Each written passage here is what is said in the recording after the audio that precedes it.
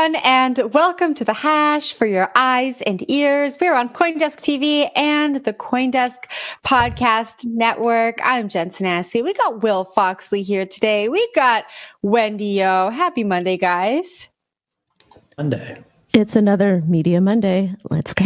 Ooh, I like that. Media Monday. All right, we got some juicy stories for you today. I'm going to kick us off with Worldcoin. So Sam Altman's crypto project, Worldcoin, launched World Token and Mainnet today. Developers now have access to Worldcoin software development kit, so they can start creating apps that use the World ID. That's the project's identity protocol. The introduction of the token also means that the project is finalizing its migration to optimism. And on all of this news, the token has spiked 20% on some major exchanges. Will, I'm going to kick it off to you. We've been following the Worldcoin story for what feels like a really long time now. We have a launch on mainnet. We have a token. What are you thinking this morning? I'm thinking I'm rich because I bought a bunch of Worldcoin token. No, I'm just kidding. I didn't purchase any of it. No financial advice on the hash. And I don't know why this is actually pumping right now. I guess just because of the news, a headline, we see token go up when there's a headline. This project has been out for a while, but they haven't launched the token yet. So that's probably why all this is going on. 20% isn't as big a bump I thought it would go up, I suppose. Wendy would have more insights into this a little bit. Oh, you're giving me a weird face there.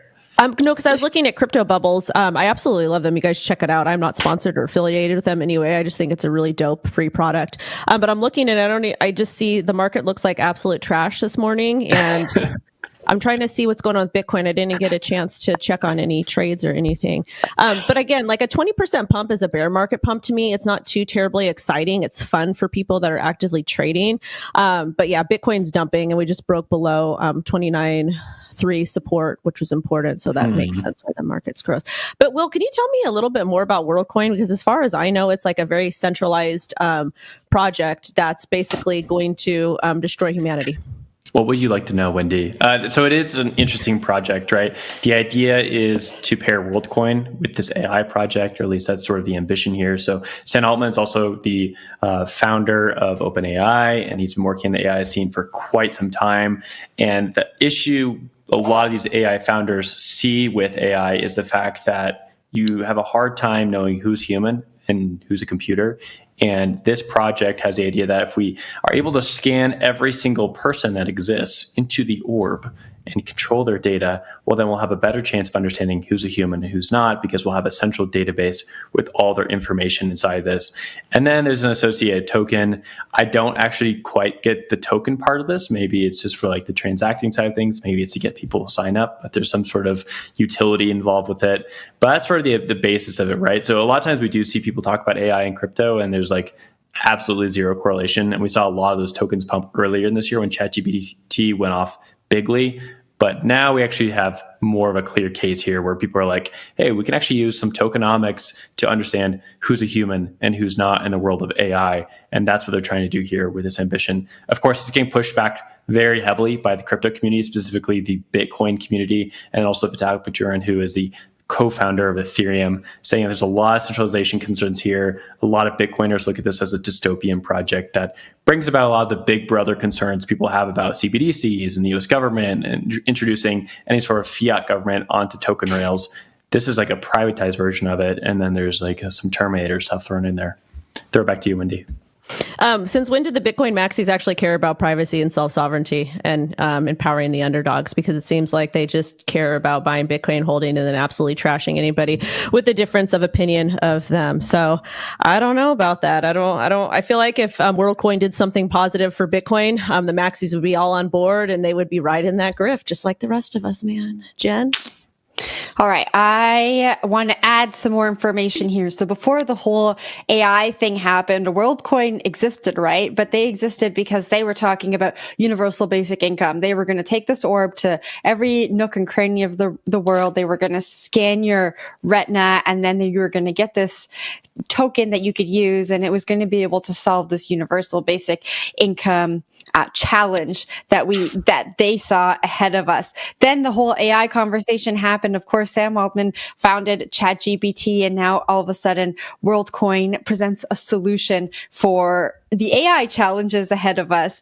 And then for Vitalik's blog this morning, I just skimmed it, Will, but I think that Vitalik was largely in support of WorldCoin and proof of personhood, but outlined these 4 challenges that we're going to talk about in the next part of the segment. So he said, proof of personhood is needed as we move forward, as we continue to develop with AI, but there are privacy, accessibility concerns, security concerns, and there was one more, let me just see, and centralization concerns. And the most interesting centralization piece from this that Vitalik brought up was the fact that there are these like physical orbs, right? We can't go in and verify how the physical orbs are made. And what he's saying in his blog is, the WorldCoin Foundation could potentially make up fake human identities if there's no way to verify how these devices are made. And so there's like a lot to discuss and unpack here. And I think there are a lot of challenges that we don't really even understand when we think about them, the different, I guess, aspects and areas of them. And so it's just like a lot to wrap my head around this morning. I feel like we need a dedicated show just to discuss all the aspects of WorldCoin because it just seems so intense. Like on my show today, we're going to talk about it. But we're going to talk about it today, and I don't have enough time. I feel like I need a dedicated entire show just to talk about how detrimental it is and how ridiculous it is. And I don't know. I just feel like it's all kind of ironic, or I guess interesting timing because of the Fed Now program that just dropped and all of that drama, Jen. I don't know. I think it's detrimental and problematic, but this proof of personhood thing is really interesting in a world of AI. I think that there is something there. So I see all of the challenges, but I also see the problems that they're trying to solve. I think that's important to say. Will? There's a few cool things that Vitalik does point out in here, and this proof of personhood idea has been tried many times in crypto, and it's been tried on different levels in crypto. The first one was basically governance, right? So in some protocols early days, they had this idea of carbon voting, where if you held a coin, then that probably meant you were a human, and then you would be able to vote on behalf of a project using the representation of your token holdings as a vote. You didn't sign over your keys, but you did give a proof of your keys to be able to show that you were a human who's interacting with the protocol. The thing is, all these things are very gameable at the end of the day, and so they all start breaking down. And so people have tried this in many ways. And the orb coin idea sort of takes on as the idea of, hey, let's use hardware and scan everyone into this database, and we'll use some sort of proof to be able to solve the data issue here, that if you get leaked or hacked or whatever, you don't lose everyone's data, but then you can actually prove that everyone's human. The problems that Vitalik raises are that hardware is really tough, right? We've seen stuff with Ledger, we've seen stuff with others in the past where they've had issues, and that just happens, right? No company is perfect, no hardware company is perfect. It's very difficult to make these things. And so you have to put an enormous amount of trust, not only in the design that someone's not messing up by accident, but also in the designers that they're not messing up on purpose, or someone's not doing something nefarious. And so that places a lot of trust in the WorldCoin Foundation's hands, and that could lead to some problems down the road. So I wholeheartedly agree with Vitalik on this subject here. I think it's something to take into consideration if you do choose to pursue getting scanned in the face with an orb. I think I said this last time we spoke about WorldCoin, but when things are made easier for people, they go out and do things without thinking. We scan our biometric data to surpass the line at the airport, and no one thinks what's going to happen with this information I'm giving people. They just think I want to get to the front of the line. I want to get on my plane. I don't want to be inconvenienced in my life any further. And so I think that these challenges that we're talking about right now are super important. We have to talk about them. I care about them. I know you guys care about them, and everyone else does. But I think as things are made easier, and maybe you get rewarded and incentivized to give out this very important data, people are going to do it. But I think we should say that the token WorldCoin is not available in the US right now. And I believe that some CoinDesk journalists tried to access the white paper this morning from a few different countries, Italy, the UK, Greece, and one more. And they were not able to because it was geofenced.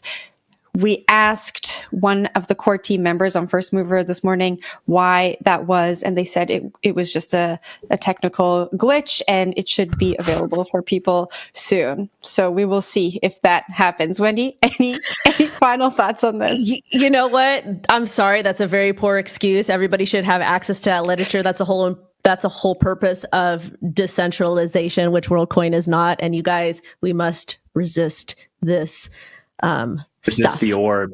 Resist the orb. We need like a bumper sticker or like a Twitter hashtag or an X hashtag. We'll get to that story next, though.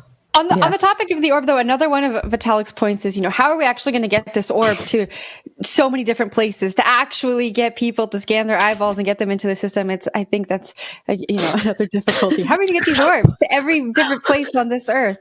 I don't know if we have an answer to that yet. Yeah, Wendy's just upset. Yeah, Wendy, we missed those sighs. I'm under duress. Are you guys old enough to remember Life Alert? I need like a Life Alert. Like, we'll get you one of those. Yeah, we'll get Wendy. Control, can I have a bud? Oh my gosh. All right. We are going to take a quick break and bring Wendy back to life. When we come back, Twitter has a new name that has inspired some random crypto tokens. More on that after the break. And while you're taking a break, don't miss CoinDesk's special Mining Week presented by Foundry. We're taking a closer look at an industry at a crossroads. So much great content on CoinDesk that you'll want to check out. So you're already on CoinDesk.com watching us, but head on over to CoinDesk.com if you're listening to us on the podcast and check that out. Just a reminder, Foundry and CoinDesk are both owned by DCG. We'll be back in just a few minutes.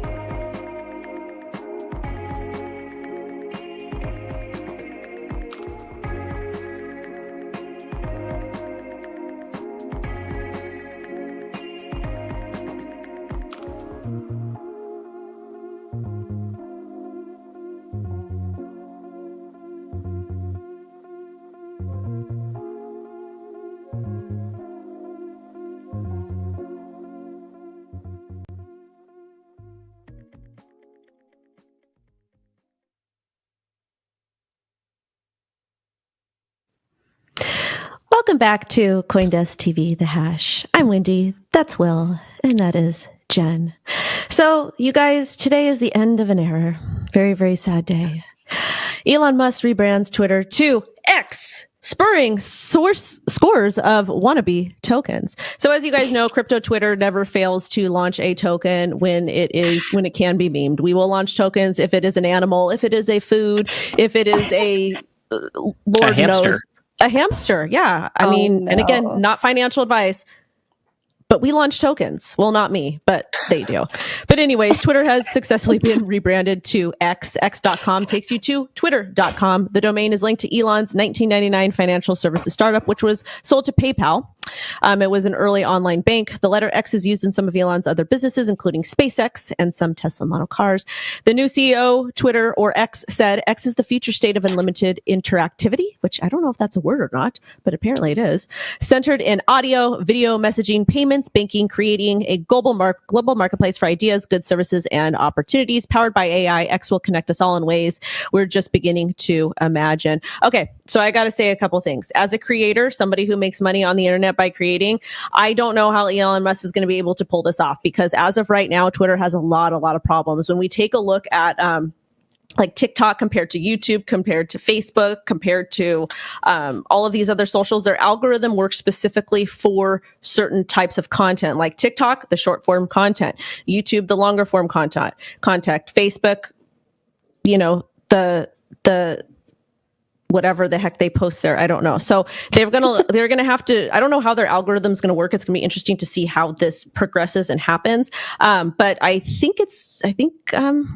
it'll be good. And I hope to get that check from the monetization from X. So Elon, please, it's a bear market and this mama's gotta do some things. So Jen.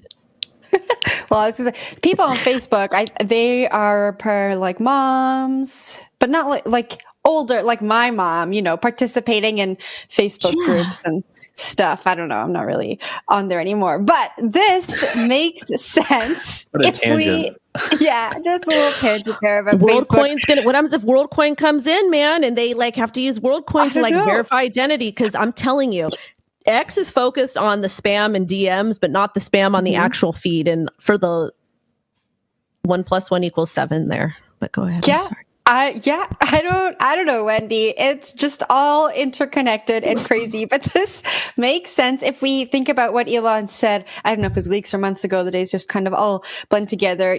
He's focused on creating a WeChat of the West, which is exactly what is being described here. Something where we can make payments, where we can talk to each other, where we can share audio, where we can share video, where we can share images. It is a grand dream, and I think there are a lot of hurdles ahead. But if there's one thing that Elon has shown us, is that he has a vision and he will take the steps necessary to make that vision come to fruition. Will it work? I don't know. I mean, I think Twitter has a really unique culture.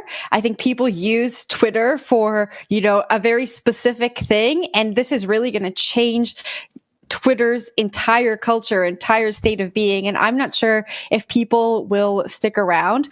What's interesting to me is that Elon is still making these announcements. We're still hearing these things, these advancements first from Elon and not Twitter's new CEO, Linda Yaccarino. She usually comes out afterwards and says she supports it and will add color and add commentary about why she thinks it's great. But we're not hearing it from her. And I just wonder why. She's the new CEO. I would love to see her take the helm, steer the ship a little bit. I think that Twitter has a new CEO to start changing some of the perception around Elon and some of his perceived erratic ideas that turn into massive changes like this on a whim. And we haven't seen that yet. So I just kind of wonder what the dynamics are there. Wendy, I think I saw your hand go up. Again, I think that the reason why Elon Musk is the one that's talking about it more is because he's got a massive ego. He's got a bigger reach than the current CEO. So it makes sense for him to kind of take the lead. It is his business. He does have to make sure that it is going to do well and thrive. And again, that is marketing. That is the power of marketing. You would want the person that has the most reach working at that particular company to be making the announcements or restating announcements to help drive traffic, to help bring awareness. And that's exactly what he's doing. 10/10 marketing, in my opinion. Take it away, Will. You guys forgot the biggest thing. His kid's name is X something something something. Mm-hmm. So he's really in on this whole idea. All in on the X. He's all in on this. I think the logo and stuff, a lot of people brought this up, that it's a huge blunder because Twitter is now in the vocabulary of most people globally, in fact. So you think of Googling, I Google something, that's become a verb. Tweeting has become the same thing. So it's sort of odd that he's starting to do this. He did state when he took over this whole thing that they wanted to make Twitter the WeChat equivalent here in the Western world, right? Where we're able to do buy and sell. We're able to go to Starbucks and purchase something, but also tweet or talk to someone in a private message. And so this might be an extension of that. But it does seem like a huge loss, right? I don't know what did I say here. Xer, I'm Xing. It just doesn't really make sense. Crossing? So that would be a good one. Am I crossing? Can I read kind of lame. Can I read my nerdy joke I made? Because I took like 10 math classes. Oh my God, I'm so scared. Twitter will be rebranding to X, and now all my tweets will be known as variables. That's a good one, Wendy. Everyone should go and like that right now. I retweeted it. Now. She just retweeted herself. Tweet. Yeah, she did. I'm giving a like right now. I need to just clarify what I was saying.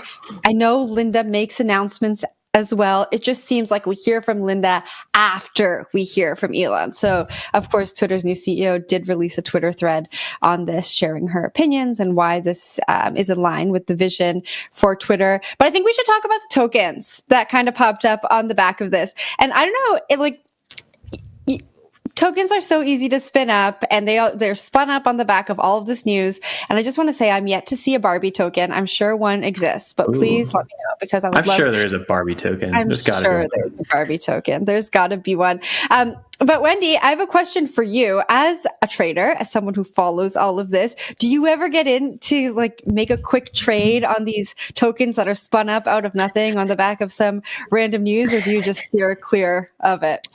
So I may or may not participate in that. And if I do, I keep those to myself, because I feel that is the responsible thing to do as a content creator, because by the time my audience would hear about it or be able to participate, it would probably be too late. So I may or may not be getting in and being a little bit of a degen here or there. This is not financial advice. Responsible Wendy O. That's what we should change our name to, from Crypto Wendy O to Responsible Wendy O. Responsible. It doesn't quite have the ring to it, but I'm just not, I'm saying things that are not quite hitting, but maybe it's a kicking off point. Okay, let's go to Binance then, guys. Let's go talk about something else. Okay. Binance is denying allegations around wash trading that the SEC is alleging at the moment. Going back to 2019, Binance, when it was booting up, was a smaller crypto exchange that took off quite quickly during the bear market after the 2017-2018 bull market. It popped pretty quickly with a lot of the key talent coming from different exchanges at the time, forming Binance. It did a token launch, quickly brought on a lot of the international volume for trading crypto. And now the SEC is looking back through the texts and catalogs of executives and former executives in Binance and saying, hey, that might be wash trading. A new report also shows that a significant amount of crypto trading is wash trading industry. Just for reference, wash trading refers to someone trading the same amount of token allocations over and over again to give fake volume on an exchange. Now, I want to give this one to Wendy. Quick thought on it really quickly here, however, is that this is a pretty common practice for a lot of exchanges that are bootstrapping, and then they normally get rid of it as these industries mature. So I'm not really taken back by this headline at all. It seems to be like a pretty simple thing in the industry we've seen time and time again. But what's your take? Yeah, I don't think it's really that big of a deal. This happens all of the time. It happens in traditional finance. It happens with market makers. Like, people are always constantly injecting liquidity, removing liquidity, all of that stuff. So I don't know. I feel like it's just kind of a standard practice, but in crypto, it's kind of frowned upon, which I can understand. But at the same time, I mean, where are you going to get your liquidity from if you're not doing different things? And I don't know. I don't even know what the laws and regulations are about it. But at the same time, it might not even have been Binance US doing this. It could have been someone with quite a bit of liquidity coming in and out of the market. And that's something you can't control necessarily. So I don't know. It's kind of part of the game. It's kind of something that, people should be indicating in their trading or investing journals when they're entering into trades or exiting, and looking at order books and doing their best to figure out what's going on. So and again, one of the things that probably bothers me the most about all of the Binance stories, whether it's Binance US or Binance, is their consistent hit pieces. And I just feel that it's kind of bizarre, considering we didn't see any hit pieces on FTX or any of the other really terrible players in the space. Again, I'm not saying that Binance did everything perfectly. I'm just kind of looking at comparing the two together. And I always think that that's very interesting that FTX literally stole $10 billion or $7 billion, whatever the heck they stole. And people are not as obsessed with them as they are with Binance and Binance US. Binance US could literally spill a cup of milk and you'd have Wall Street Journal all over it, calling CZ a scammer. So that's what happens. Yeah. Binance and Binance US have just been really under the gun. Under the gun lately. Thank you, Will. I was about to say another really mediocre thing that wasn't going to hit it, and you saved me. I do want to read a response from Binance US spokesperson in the article. They said, "We strongly believe that the SEC's allegations regarding wash trading are entirely unfounded and based on a fundamental misunderstanding of the facts and a misapplication of the relevant law." It feels like, though, right now, regulators are just looking at all of the information they've been compiling over the years, and it just feels like an interesting time for it all to be coming out. Like, we're looking at messages from, I think, 2019, 2020, 2021, and these are the messages that are being referenced in the Wall Street Journal and being referenced by the SEC. And I think it's interesting that it's all kind of coming out at once. Will, got any last thoughts on this one?